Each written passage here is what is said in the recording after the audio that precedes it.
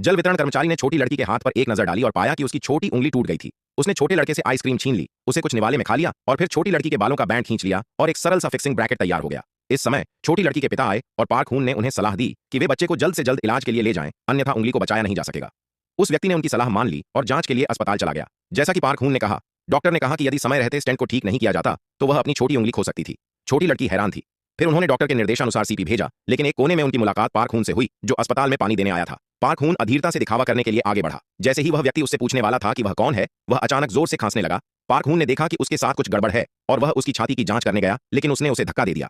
उसे जल वितरण कर्मचारी की बकवास पर विश्वास नहीं हुआ, लेकिन उसे तुरंत ही थप्पड़ मार दिया गया। उस व्यक्ति को सांस लेने में कठिनाई हो रही थी और उसका दम घुटने वाला था। छोटी लड़की असहाय होकर मदद के लिए हॉल में मौजूद डॉक्टरों की ओर मुड़ी, लेकिन वे सभी उन मरीजों के इलाज में व्यस्त थे जिन्हें कार दुर्घटना के बाद अस्पताल भेजा गया था और उनके पास मदद के लिए उसकी पुकार सुनने का समय नहीं था।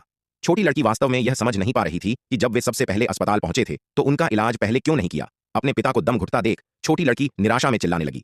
डॉक्टर को यह नहीं पता था कि क्या हो रहा है, इसलिए उसने अपना काम रोक दिया, लेकिन तुरंत प्राथमिक उपचार पर लौट आया। छोटी लड़की ने फिर भी हार नहीं मानी और इस बार उसने अंततः डॉक्टर सू ह्यून का ध्यान आकर्षित कर लिया। सू ह्यून ने शुरू में सोचा कि उसे न्यूमोथोरैक्स है, लेकिन पार्क हून अचानक प्रकट हुआ और उसे बताया कि उसे हृदय संबंधी समस्या है।